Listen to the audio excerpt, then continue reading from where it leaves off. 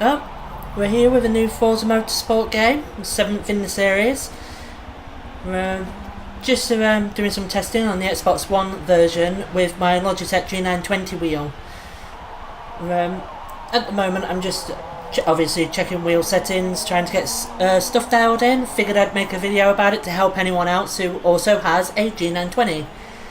So these are the settings that I am currently running. These may change, but I don't 100% know because I haven't played the game long enough yet to know whether I'll stick with them or not. So as I said, this is the Xbox One version. As you'll see straight away, I have no vibration turned on whatsoever on the wheel. I have been playing the PC version with a Thrustmaster T300 RS, and on the PC version I do actually have vibration turned on.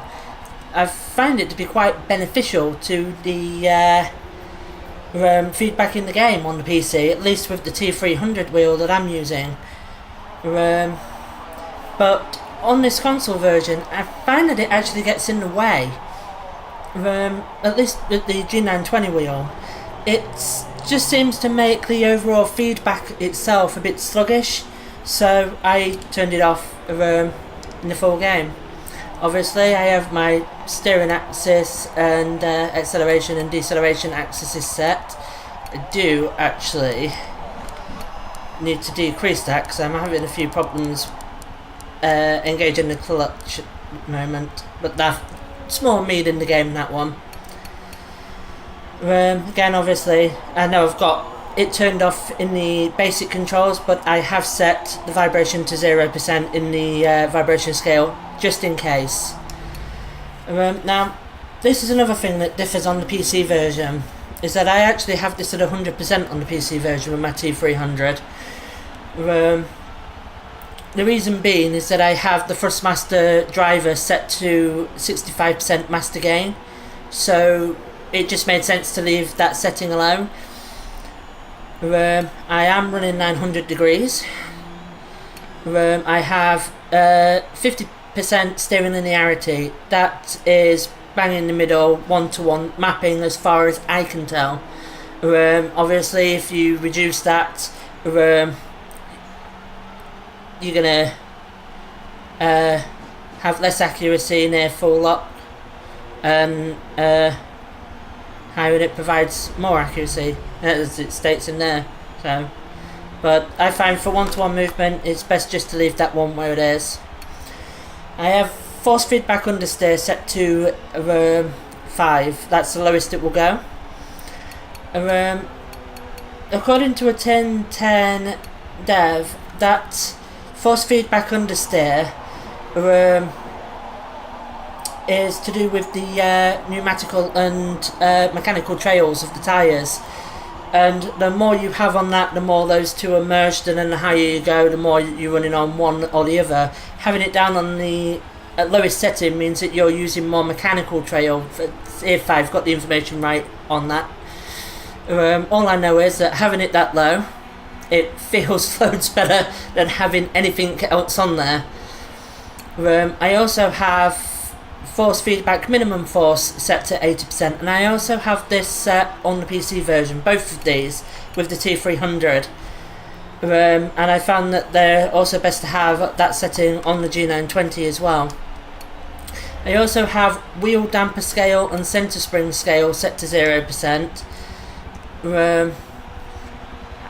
I just find that just makes the wheel very sluggish. It's an issue that I actually had in Forza 6, is that you could only do the force feedback scale, you couldn't do all of this other stuff on the Xbox One version of Forza 6. They did add some of the sliders in on Forza 6 Apex on the PC, but with Forza 6 now, you had none of this adjustments. And I always felt that the wheel was far too dampened and that it was stopping you from getting decent feedback through the wheel. And having wheel damper scale set to 0, completely hopefully removed 100%, I find that you get the best response from the force feedback. You're able I find that I'm able to accurately control the car. I'm able to react to any time that the rear end comes out. The centre spring, I'm completely undecided on that one. I'm still trying to figure out whether it actually changes anything while you're in motion, or whether it's just something that's there. I have had it on full, none, and somewhere in the middle, and I can't really tell much difference. So I'd say just play with it, see what you think individually on your own.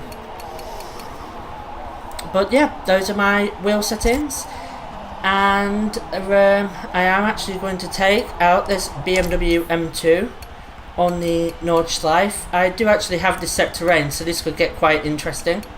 I haven't driven this car. I've done my testing so far in a Subaru BRZ.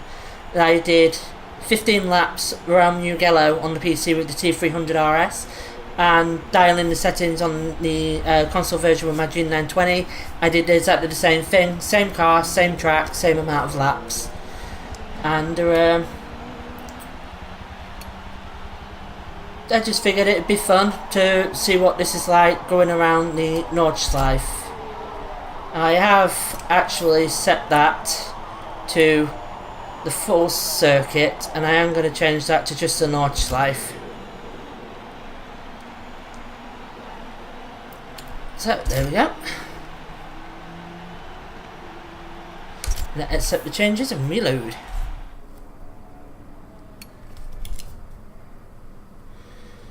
So one big change that they have made is that you can now access the controller settings in single player anyway from the pause menu, which makes it a massive help in getting your wheel settings sorted out, because you don't have to keep going all the way back out of the track through the menus to the options to change the settings and then all the way back again.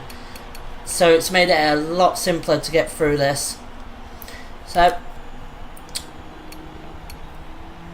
let's go and do this. It's only should be one lap unless I've screwed up.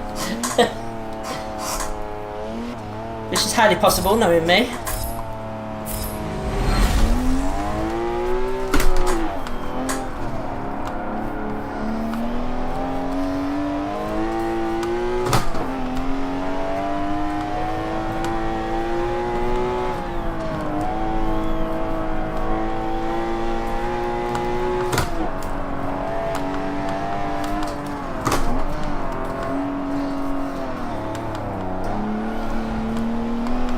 So I really love this new view that Turn 10 have put in.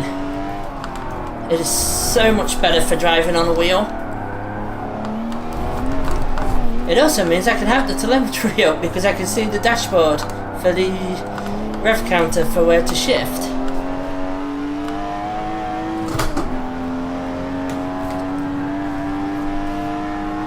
But so far I'm actually really liking the force feedback in the game.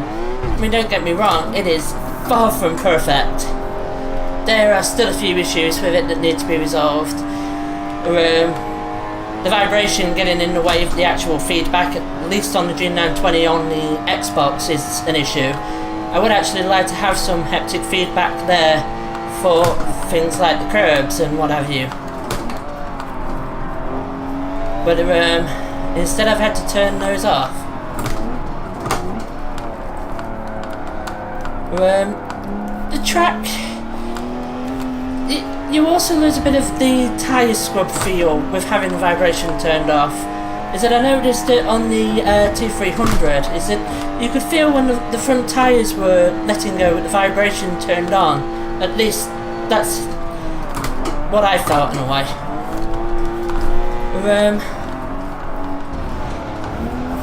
But I mean, barring those things, I mean, the self-aligning torque that they've got there now is a massive step up over previous Forza games. I mean, compared to Forza Motorsport 6 and even Forza Horizon 3 and Forza Motorsport 7, Forza Motorsport 7 is actually miles ahead in terms of force feedback.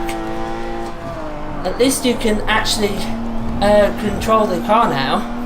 You can control the oversteer. And you can even bring it back from the oversteer.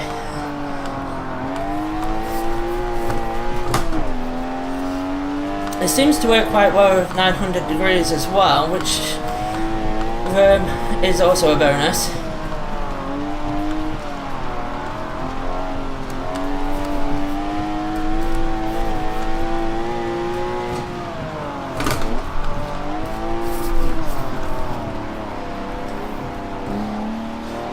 I mean, overall, I'm liking the driving in Forza 7 so far.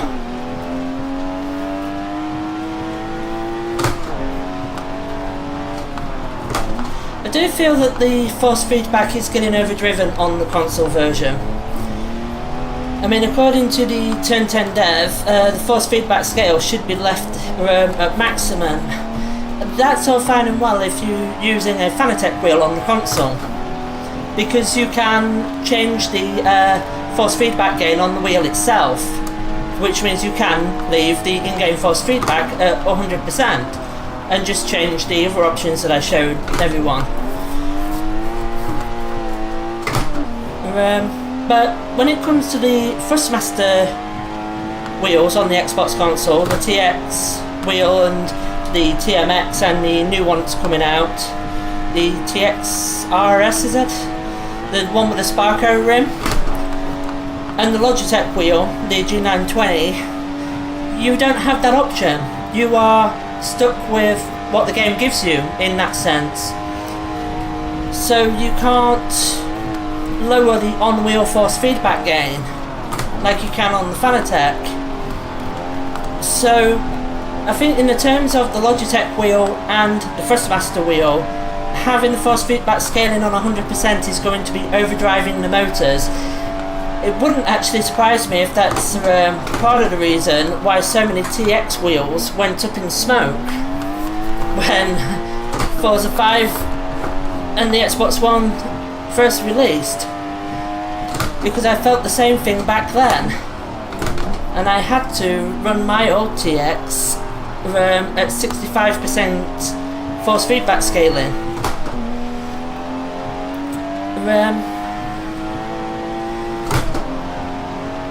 It would be nice if there was some way to adjust the master gain of the force feedback on the Logitech and Thrustmaster wheels on the console. I don't know if that's something that Turn 10 can add, but it's something that I do think would help. But as it stands, the settings that I found today for the G920, I think they feel quite good, and I think that the settings that I have would make a good starting point for people who are also using a Thrustmaster wheel like the TMX or the TX wheel.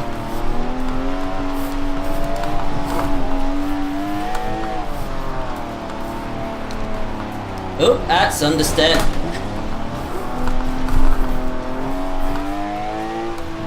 It was bound to happen at some point.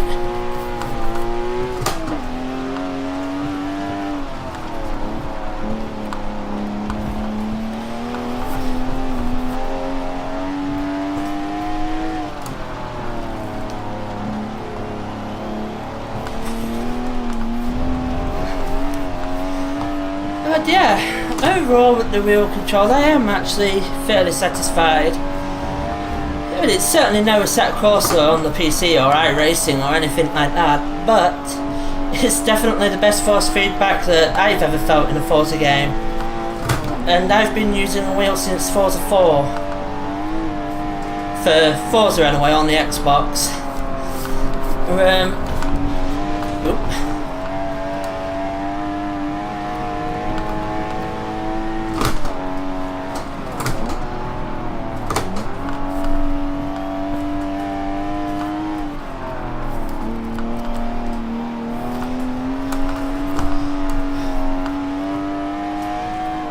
I think with the changes that they've made, it's definitely a very good starting point. It's definitely a big improvement. Oh, I love the fog that's coming up off the track. But yeah, the force feedback in Forza 7, sorry, is a big change. I mean, that was the wheel doing that there, allowing me to counter steer it, following the car flawlessly.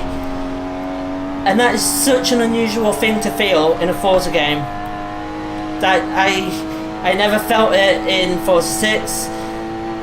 It was there to a point in Forza 5, but it wasn't anything like what this is on Forza 7. I'd definitely say having a wheel could be very fun in Forza now.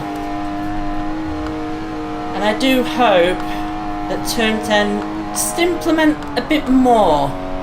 The soft locking definitely needs to be added, because that is something that still isn't there.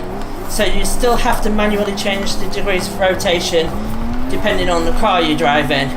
So if you want to drive the Formula 1 Renault that's in here, you're going to have to set your wheel to 360 degrees manually.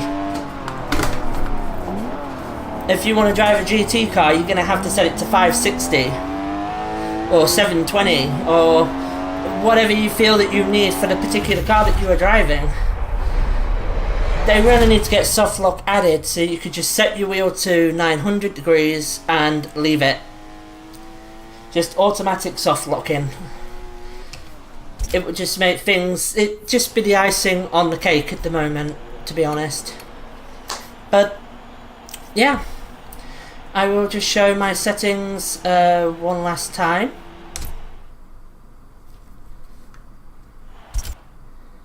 So go out to the menus. So now we have to wait for the loading. So options. So again, I have vibration turned off. I have vibration scaling set to 0. Force feedback scale set to 75. Wheel rotation 900 at least for that car. Steering linearity at 50. Force feedback understeer at 5. Force feedback minimum force at 80. Wheel damper at 0, and currently centre spring at 0. So I hope that these settings help people with the G920 wheel, and hopefully Turn 10 will continue to improve things on the wheel, namely with the force feedback. They certainly don't need to go back from anything. The self-aligning is so much better now. And I actually feel like I may even be able to start drifting in Forza again, which would be an excellent thing to be able to do. I kind of got put off in Forza 6, and Forza Horizon just completely killed it for me. I just, the third Horizon game was such a head case with force feedback. So yeah, it's actually reinvigorated me. I'm actually looking forward to playing Forza Motorsport 7, and I was expecting to hate the force feedback and ultimately get put off the game, so that's actually quite a big thing for Turn 10 in recent years, is that they've actually seemed to have done something right. Now if only we can get them to add back the class-based rivals events, which are currently missing. But that's a topic for another video. And I am going to end this here, and thank you for watching. I hope that this has helped, and I shall see you all on the track.